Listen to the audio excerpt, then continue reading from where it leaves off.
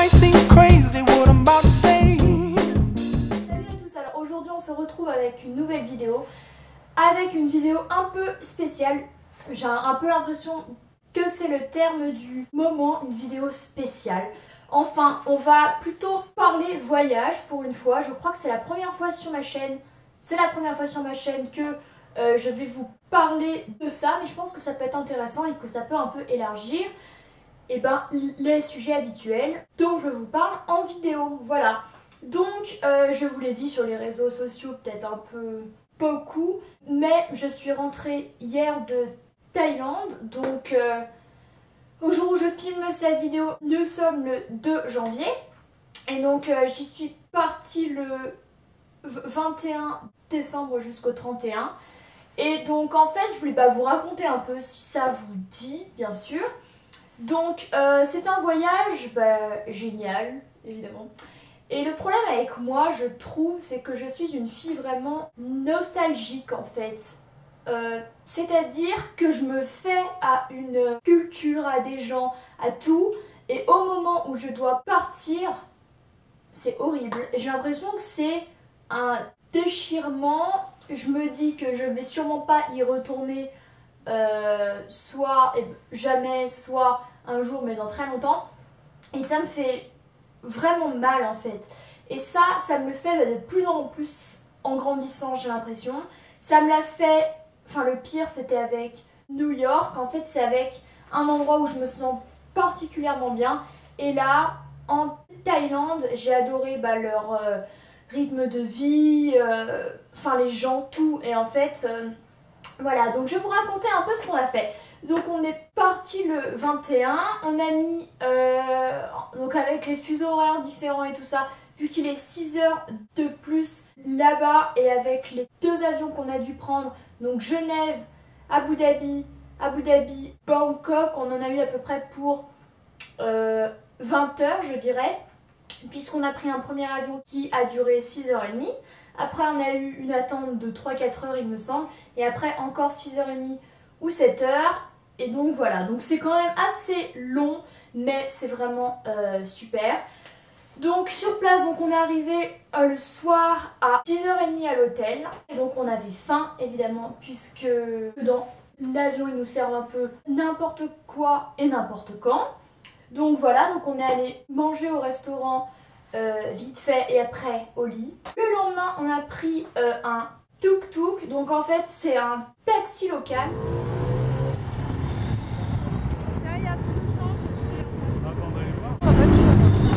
Qui est ouvert, c'est hyper tradi et c'est trop cool. Mais ça peut être un peu sport pour aller jusqu'à un bateau où on a fait un peu, on a fait un petit peu une traversée.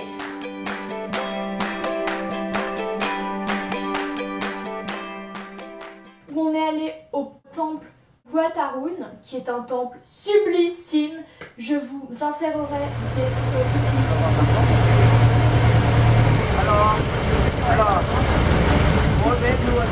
Vous voyez, enfin le truc de fou, c'était complètement dingue.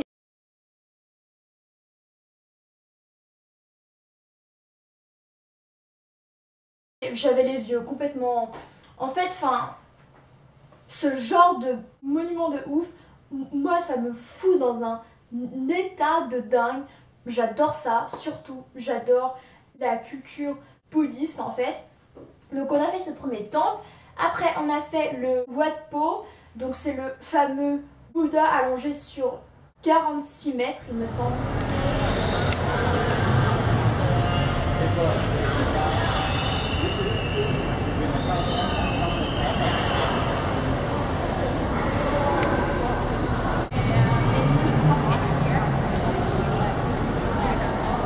Encore une fois, c'était super impressionnant. Ça fait vraiment...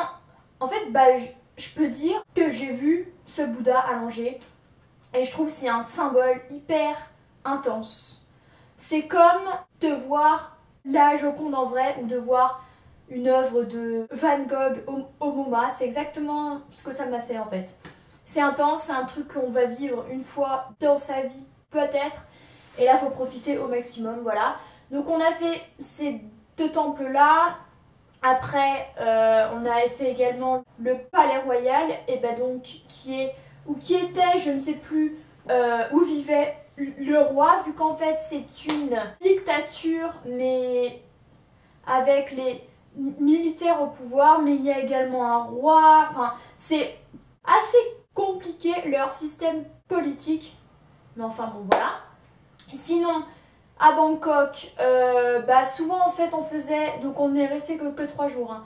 Donc en fait on faisait souvent des activités le matin et tout, on se levait très tôt, enfin vers 7h, et à 8h30, 9h on était opérationnel, et on rentrait vers 15h à peu près, et là on se reposait, puis on ressortait pour aller manger le soir. Mais c'est vrai qu'on fonctionnait un peu comme ça, et finalement on a fait plus de trucs que on pensait. On est également allé à Chinatown, oh mon dieu. Trop de gens, ça puait, il n'y avait rien. Voilà, donc c'était pas super. On est allé au parc, un très grand parc en fait au centre de la ville qui m'a un peu fait penser à Central Park.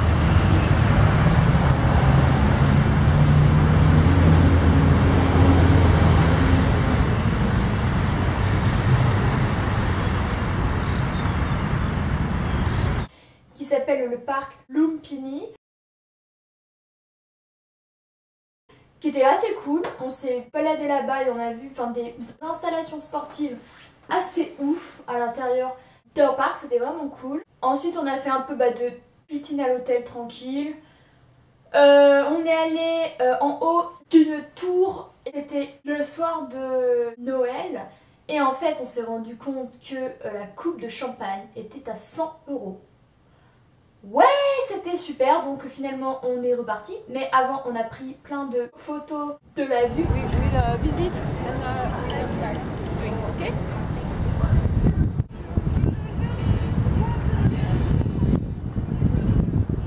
Parce que vu que c'était au 64e étage, vous imaginez qu'il y avait une vue relativement sympa, et avec des choses complètement ahurissantes, genre un cours de tennis sur un toit d'un gratte-ciel.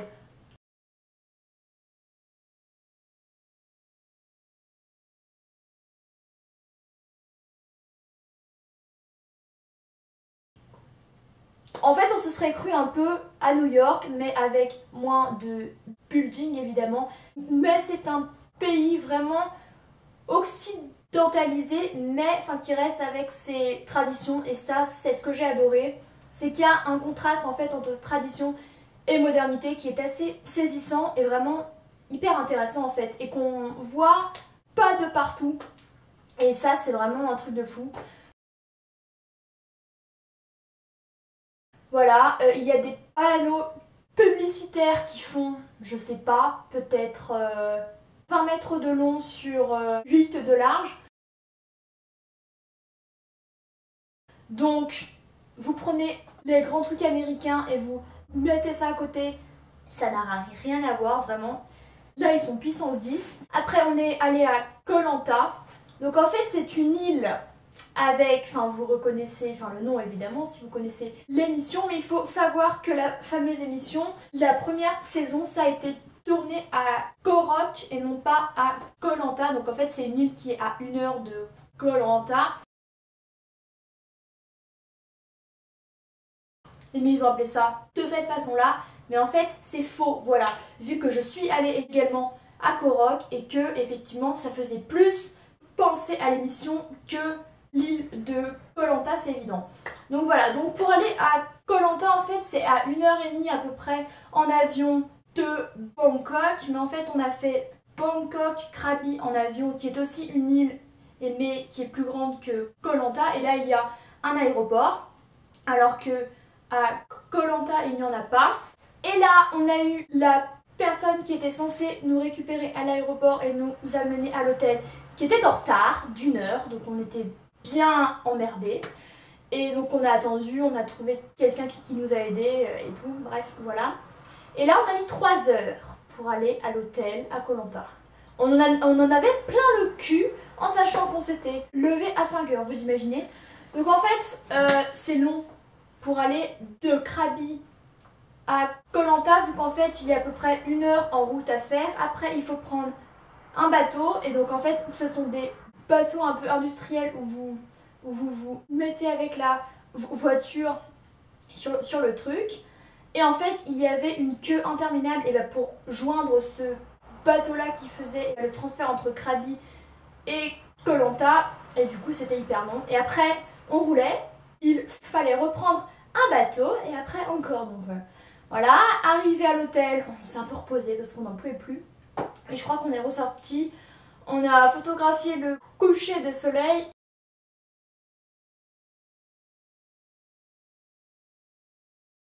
On a mangé à l'hôtel et voilà. Et sinon, sur place, on a visité une partie de l'île, mais au sud, où là, on a enfin trouvé des choses assez sympas à ramener. Mais ça, je vous en parlerai plus tard, que c'est le problème. Là-bas, on a trouvé. On a fait de l'éléphant, absolument. On est monté sur un éléphant, c'était une expérience dingue, vraiment, c'était ouf. Mais on était secoués, il avance 3 de temps, l'éléphant, il est comme ça. Mais bon, c'était franchement très très cool. On est allé sur une plage super belle dans le sud de l'île, en tuk-tuk encore une fois. Mais on a dû grimper les côtes à pied très souvent, vu qu'en fait on était 4 à l'intérieur. Et le problème, c'est qu'un tuk-tuk en montée, il n'avance pas. On devait marcher à pied à côté et lui il nous attendait en haut. Donc bon, c'était du sport, surtout qu'il faisait très chaud. Donc voilà, mais on est allé sur une plage sublime. Après on est allé refaire un peu de shopping. On est rentré tranquille, on a profité de la piscine. On a rencontré des gens super sympas. Je me suis fait faire cette manucure, je vous ferai un close-up vu qu'elle est vraiment superbe. J'ai fait inscrire Love Thai pour Thaïlande évidemment, par une jeune femme hyper sympa qui m'a fait ça justement. Et voilà, c'était vraiment super cool. Donc je vais vous faire le close-up tout de suite.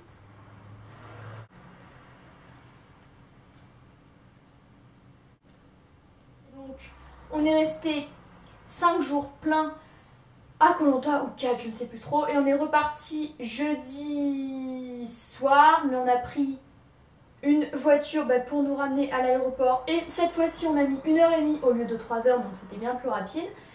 Et donc pour prendre un avion à Krabi, Bangkok. Après, on avait 5 heures où on a attendu à Bangkok, mais il y avait énormément de trucs à faire. Il y avait plein de magasins de ouf, genre Victoria's Secret, Kiehl's, Hermès, Dior, enfin voilà. C'était la place Vendôme en fait, mais c'était vraiment cool et on s'est un peu occupé à ce moment-là. Et après on a fait Bangkok, Abu Dhabi, et là on a re-attendu 2 heures pour rentrer à Genève et après en voiture jusqu'à chez moi. Donc c'était très long, on a mis 24 heures au moins. On a eu 3 fuseaux horaires différents pour rentrer, donc c'était un peu compliqué. On a bouffé n'importe quoi et n'importe quand dans l'avion. Rien que d'y repenser, ça me rend malade. Et justement en arrivant j'ai été malade. Je vais vous passer les détails, mais c'était franchement pas rigolo. Et on est rentré, on était crevés. Normal. Donc voilà, et à présent je vais vous parler des points positifs et négatifs de ce pays selon moi. Enfin de ce voyage en tout cas, puisqu'on ne peut pas dire que je sois allée à l'intérieur de toute la Thaïlande et je serais un peu présomptueuse de dire ça. Donc selon moi, donc j'ai fait une liste comme vous pouvez le voir. Donc les points négatifs, on va plutôt commencer par ça en premier. J'ai noté que c'était loin.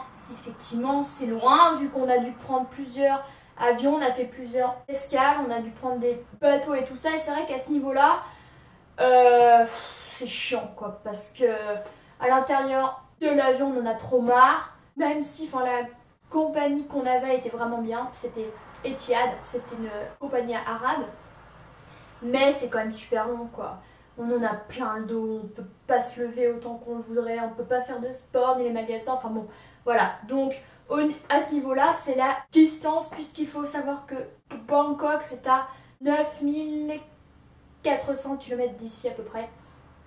Donc voilà, un quart du tour du globe, donc c'est un petit peu loin.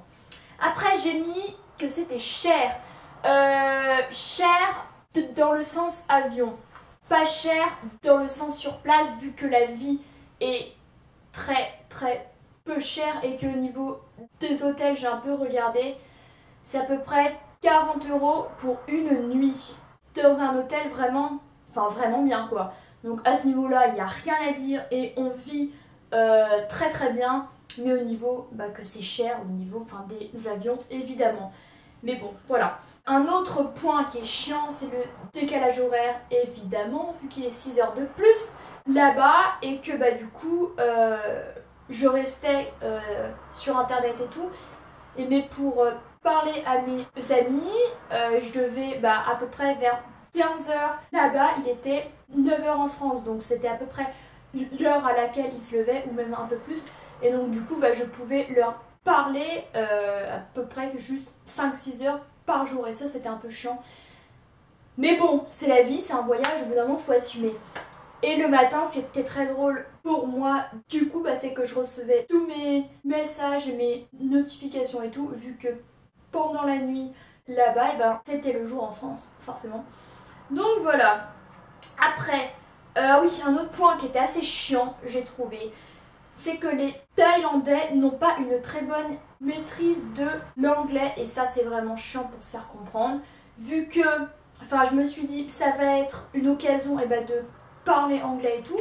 Mais le problème, c'est qu'ils ont soit un accent de merde, soit tu as l'impression qu'ils font aucun effort. Mais en fait, si, ils en font, vu ils font des efforts. Mais on a du mal à se faire comprendre, quoi. Genre, vous allez au resto, vous leur dites ce que vous voulez manger et donc c'est traduit en anglais très très souvent au restaurant, mais ils comprennent pas ce que tu leur demandes, donc tu es obligé de leur montrer et tout. À ce niveau-là, ça m'a énervé. Bon après, je me suis un peu remettre à ma place par mes parents en me disant bon c'est bon, ils sont voilà. Mais bon, c'est vrai que c'est un peu chiant. Voilà, donc il faut être patient, vraiment. Après, ce que j'ai noté, c'est que c'était un peu crade, surtout à Koh Lanta, au niveau des déchets. En fait, les gens, ils s'en foutent de leur environnement et ils foutent tout par terre. Les poubelles, ils ne connaissent pas.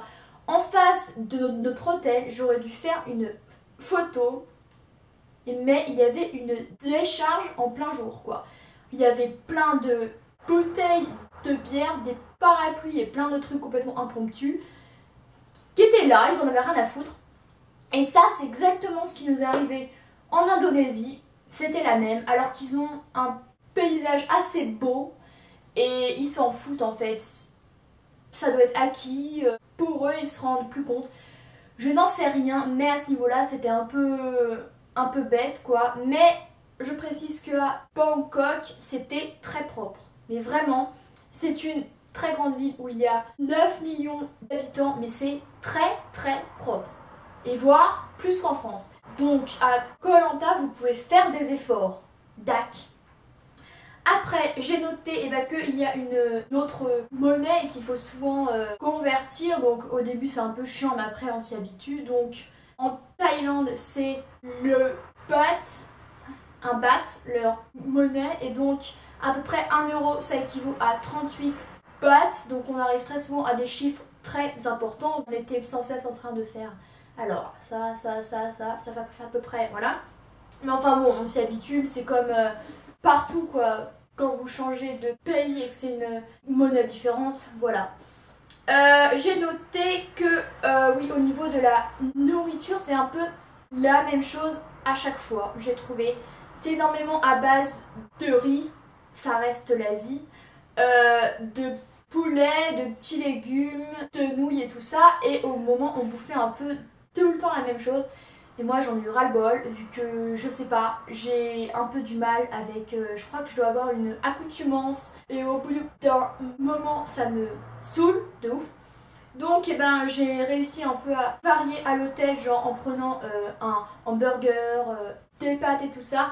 Mais c'est vrai qu'au niveau de la bouffe, c'est un peu chiant quoi. Mais c'est quand même très bon, évidemment. Ah oui, il faut faire également attention aux fruits et aux glaçons et tout ça, puisque l'eau n'est pas potable pour nous Européens. Et qu'il faut sans cesse prendre des bouteilles, sinon je n'ose pas imaginer ce qu'on peut avoir si on boit de l'eau. Et donc au niveau des glaçons et des fruits, il faut faire gaffe. Enfin je dis ça, mais j'ai mangé régulièrement de la pastèque, mais enfin bon, ça m'a rien fait de spécial, j'ai l'impression. Après, oui, j'ai noté qu'il n'était pas très rapide pour certains. Donc il faut être tolérant à ce niveau-là, rapide dans le sens qu'au restaurant, tu peux être servi au bout de 3/4 d'heure et être servi un à un alors que vous êtes 5. Et ça, c'est un peu chiant, mais en même temps, ils préparent à la commande en fait. Enfin, c'est comme en France, mais c'est plus long à faire au niveau des plats. Très souvent, il faut que ça mijote et tout ça, mais c'est vrai qu'à ce niveau-là, c'était un peu chiant. Il nous est arrivé plusieurs fois, donc on était 5, et ben de manger, donc il y en a un qui était servi, et le temps que le dernier soit servi, bah, le premier avait fini depuis 5 minutes. Donc ça, c'est vrai que c'est un petit peu pénible. Mais enfin bon, il fait chaud là-bas, faut... Voilà, c'est la vie. Ensuite, le dernier point que j'ai mis, c'est qu'il n'y a pas grand-chose à ramener, notamment à Bangkok, ni à acheter. Et même à Koh Lanta, c'était souvent un peu la même chose, ce qu'il y avait. Donc ça, c'était un assez gros problème, je trouve, pour la shopping addict que je suis. Donc j'avais prévu 85 € à échanger, soit plus de 3000 bahts, ce qui est assez énorme. Le premier jour, j'ai échangé l'équivalent de 40 € et ça m'a fait tout en fait. J'ai échangé juste ça, vu qu'au bout d'un moment, je ne peux pas acheter pour acheter. Donc j'ai réussi à trouver 3-4 trucs pour mes amis à leur ramener, mais ça a été compliqué vraiment. À Bangkok, clairement, c'est que des trucs de merde, cheap, moche, il n'y a rien. Alors, s'il y a des Thaïlandais qui regardent, où vous fringuez-vous sérieusement? En plus, les gens sont assez bien habillés, je trouve, c'est pas horrible. Donc où est-ce que vous vous sapez? Voilà. Donc on a fait les petites boutiques au centre-ville, un peu de partout. On est même allé au plus grand centre commercial de la ville qui est le MBK Center. Et là, je m'attendais à des enseignes, soit genre H&M et tout, version asiatique. Mais non, il y en a, certaines. Et mais en fait, il y a des boutiques au milieu des allées. Et là, ils vous vendent des trucs de merde, très clairement. Genre quoi, je saurais même pas vous dire en fait. J'ai vu des fausses, j'imagine que c'était faux vu le prix. Ça équivalait à peu près à 120 €. Des Rockstud de Valentino et c'est exactement le genre de chaussures que j'adore et que je voulais trop avoir, mais en France elles sont à 600-700 € et voire plus. Donc là j'ai réfléchi, mais bon, je me suis dit c'est quand même abusé, surtout si c'est des fausses. Il y a des faux, j'imagine également, sacs Céline, et ça j'ai toujours rêvé d'en avoir un, mais je l'ai pas pris pour autant. Et là, j'ai trouvé 3-4 vernis originaux pour mes amis, mais clairement il n'y a rien. Et le pire, c'était Chinatown, quoi. Il y avait que de la bouffe, mais des trucs qui schlinguaient, mais des poissons pourris, séchés et tout. Ah, rien qu'y penser, j'ai envie de vomir. Ou alors, des boutiques vendeurs dehors, donc non, ça ira. Donc à ce niveau-là, à Bangkok, j'ai quasiment rien acheté. Et après, à Koh Lanta, le jour où on est allé au sud, il y avait bien plus de trucs à ramener. Et là, donc j'ai pu ramener ce bracelet, justement, que je porte aujourd'hui. Je vous ferai un petit close-up, il est vraiment très sympa et je l'ai payé pour équivalent de 2 €, il me semble, ouais. J'ai ramené une petite boîte, j'ai ramené un carnet, j'ai ramené de l'aloe vera, j'ai ramené des sticks à lèvres à la noix de coco. Mais en général, c'était quand même... Voilà, c'est un peu compliqué, quoi. Donc je vais vous faire le close-up tout de suite.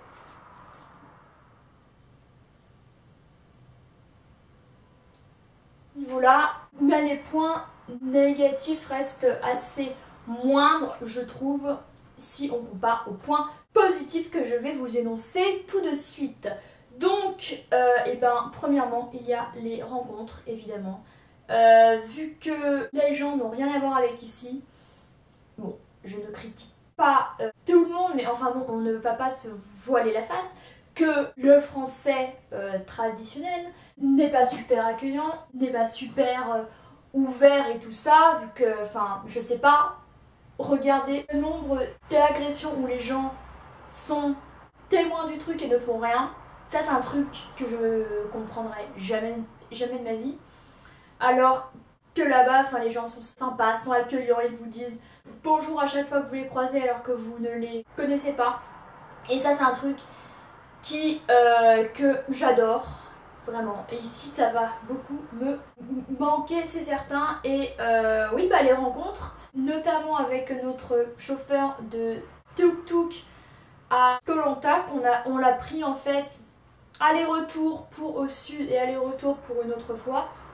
Donc il nous a un peu parlé de lui, enfin très très très sympa. Et surtout, celle qui m'a fait ça, voilà.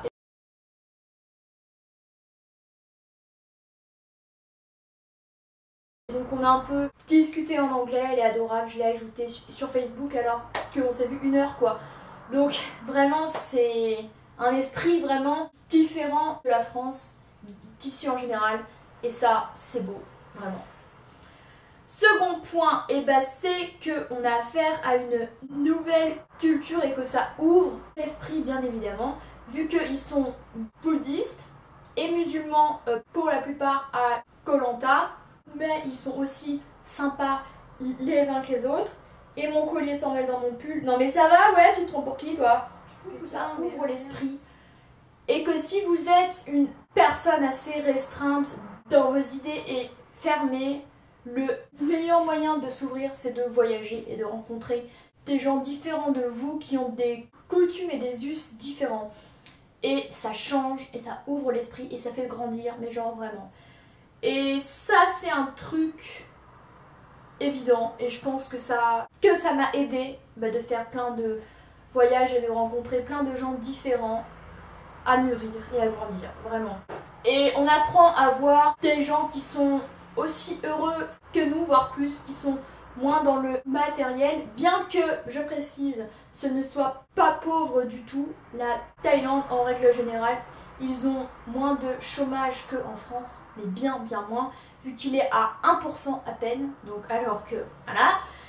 Ensuite, un autre plus qui n'est pas négligeable, surtout moi en tant qu'étudiante en anglais, c'est de pratiquer une langue différente, enfin en dehors du français, vu que ils parlent en thaï évidemment, et j'ai en plus appris à dire bonjour et tout ça. Je trouve que c'est un minimum quoi. On va chez eux, je trouve que c'est normal de faire un effort pour s'intégrer.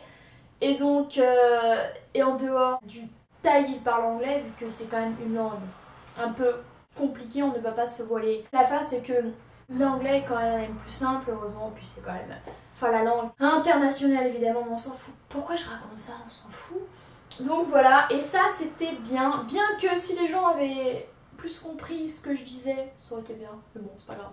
Après, au niveau du climat, ah oui, le climat est trop bien, vu que en hiver en France, c'est leur hiver aussi à eux, mais ça je l'ai su que quand j'y étais. En fait, je croyais que c'était leur été, mais en fait non.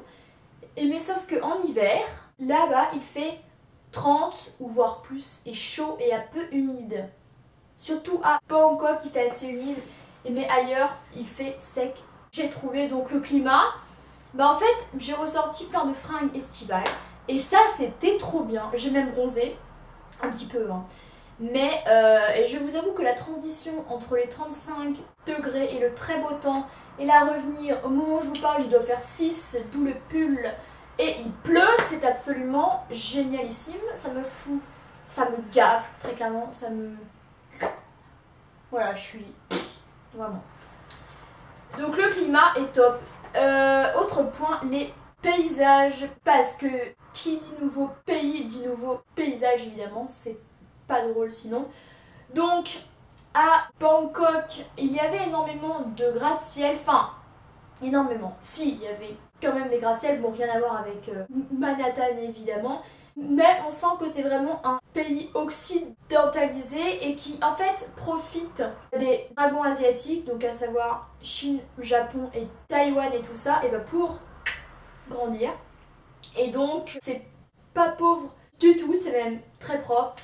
Enfin, les gens sont clean, il y a bien moins de clochards qu'en France. Ça, je l'ai remarqué, je crois que j'ai dû en croiser 3, un truc du style. Et à Koh Lanta, c'était très vert, c'est énormément de végétation, évidemment. Et ça, je trouve qu'à ce niveau-là, c'est pas des paysages qu'on verrait tous les jours et j'essaye de faire un peu plus vite vu que je n'ai plus de... Enfin que je dois aller plus vite quoi et qu'il commence à faire nuit donc c'est bien la merde. Ensuite j'ai noté au niveau de la nourriture qui est différente évidemment et ça c'est cool au niveau qu'on découvre de nouvelles saveurs et tout. Genre un truc qu'on a goûté qui était super bon, c'est une soupe à base de lait de coco et de citronnelle. Oh my god! C'était une tuerie ce truc, on l'a pris plusieurs fois. Et à ce niveau-là, on développe notre palais et ça c'est vraiment cool. Un autre point qui est un des plus importants je trouve, surtout pour nous occidentaux, c'est le coût de la vie qui est très peu cher vu que environ pour 30 € par jour et par personne on mange, on fait des excursions, on se paye des massages et tout ça, donc 30 € quoi. En fait on mange à peu près pour 2 ou 3 € par personne et par repas en moyenne. Donc vous imaginez en France, si vous mangez pour 3 €, vous avez quoi pour 3 €? Vous avez à peine un dessert, alors que là-bas on mangeait eau et plat inclus.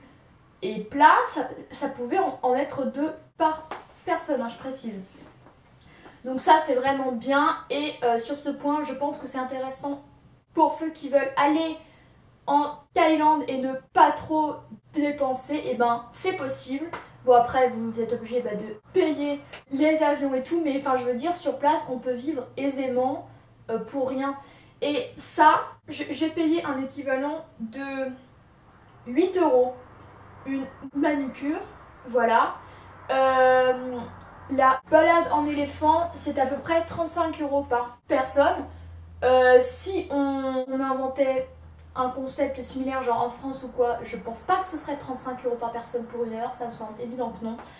Et les massages sont aussi très intéressants puisque pour à peine 10 € on peut se faire un massage sur le corps, je sais pas moi, aux pieds. C'est ce qu'on a fait à Bangkok, on s'est fait faire un massage des pieds pour 1 heure, on a payé 300 bahts, je crois. 300 bahts ça fait à peine 8 € je dirais, et même je crois que c'est encore moins. Ça donc c'est à peu près 2 €. Un tuk-tuk, vu que je vous parlais, donc ça ce sont ceux qui sont à Bangkok avec voiture intégrée.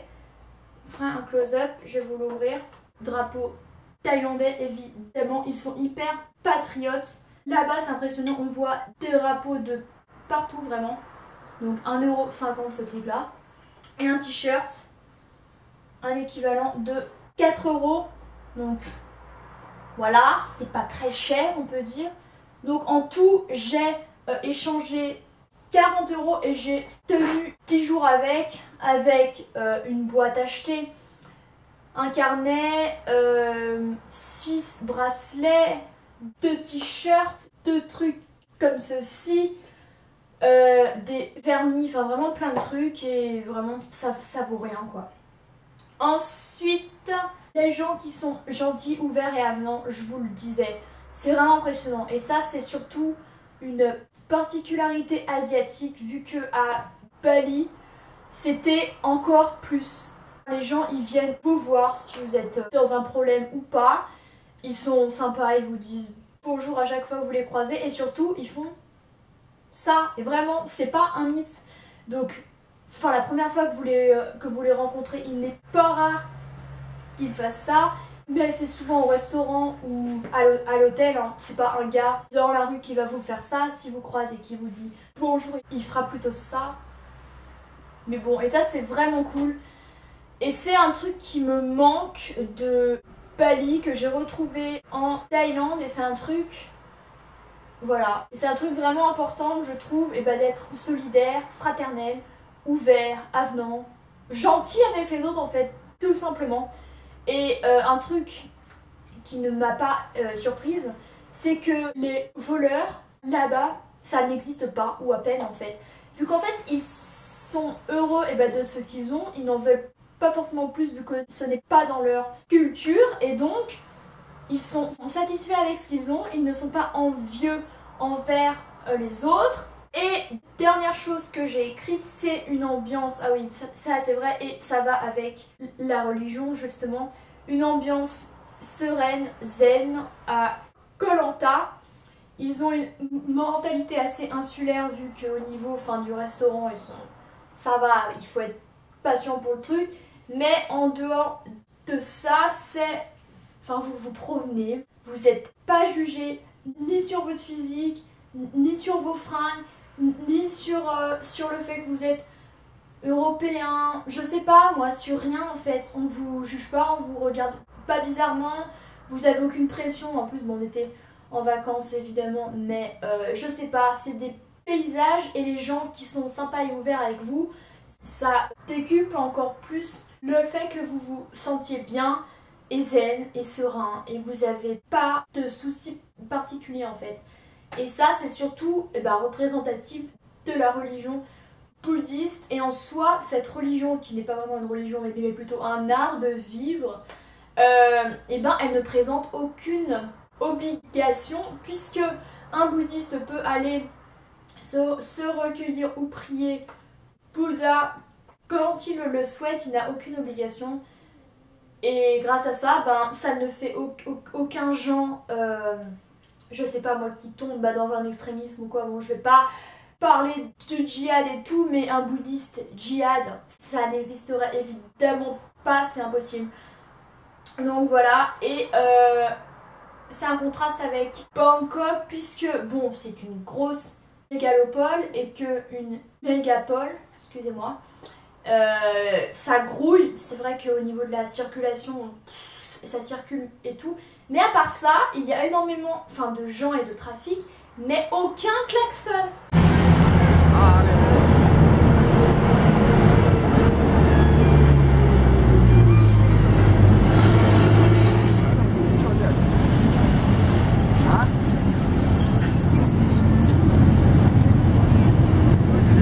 Genre en France, même aux US, où c'est, les klaxons, c'est inlassable quoi, ça ne s'arrête jamais, et là-bas, tout le monde est zen ou à peu près, et ne klaxonne pas. S'il a un problème et que l'autre qui est devant lui n'avance pas, il ne va pas klaxonner, hé connard, avance, truc.